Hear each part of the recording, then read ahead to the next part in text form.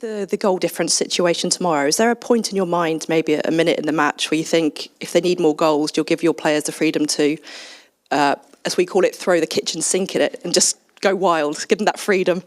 I hope they go out from the first minute. But and Keira just addressed it.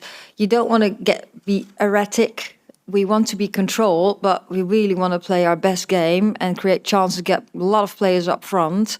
But do the right things, make the right choices, and stay calm at all moments and score as a team.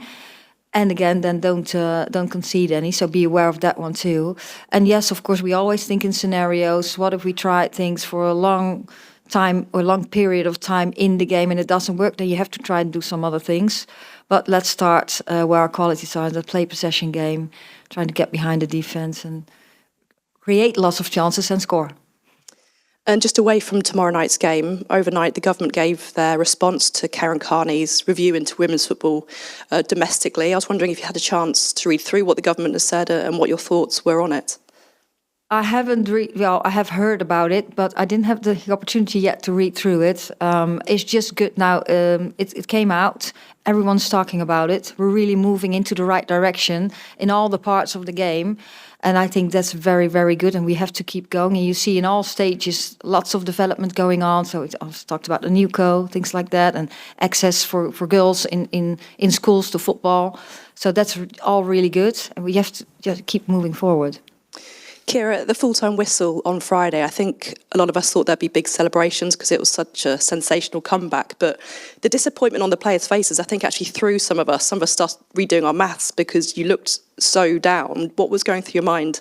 I think I had to redo my maths as well. I think I was a bit confused at the final whistle. But yeah, I think we was probably just disappointed in the manner in which we conceded. I think, as Sarina said, I think everyone's saying the first half was a disaster almost, but I think if you look at the first 10, 15 minutes, we was really on top. I think it was just the manner in which we conceded the goals that we were disappointed in, and obviously we was aware that for it to be in our hands, we had to have a better goal difference. So I think that was probably the disappointment. But yeah, ultimately the Netherlands are a top team, so I think to come from 2-0 behind to win 3-2 shows the mentality of this team, and it's something that we're going to be looking to take into this next game as well.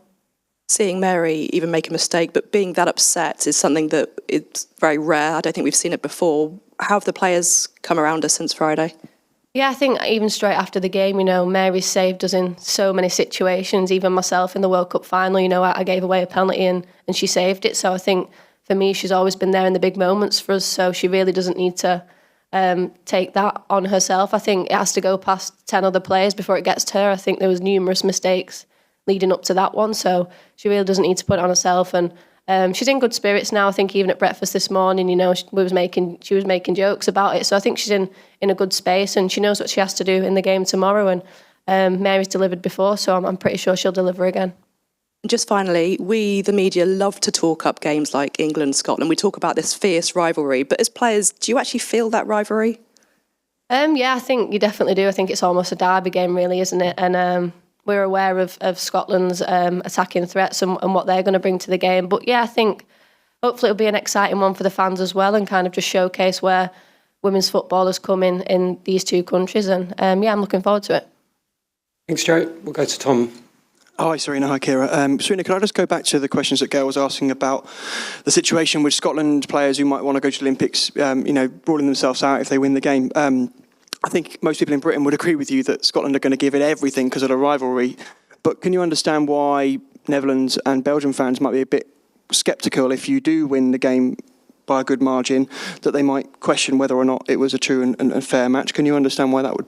And maybe, can you see why the Netherlands manager would be a bit disappointed at the moment?